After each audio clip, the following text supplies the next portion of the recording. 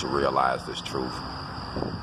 Why are we so worried about what we look like in our vehicles,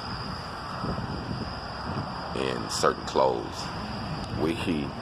We worry about that, man. I want them to look at me, man. When I come down, I want to be shining, man. I want to be on top of my game. You know what I'm saying? Come on, man. So you gonna shine and get all this up, and then behind the doors, you looking for a bag because you just spent your bag on some shit to just impress someone, and now you in a bind. Now you selling shit. Now the same rims I used to see, like, damn, well, so-and-so rim, he had to sell them because he had to bounce back, or whatever the situation is, man. I think it's time to grow up, bro. And I feel like I'm obligated to say this because I was the damn fool that did it too. So let's wake up, man, and get a real bag.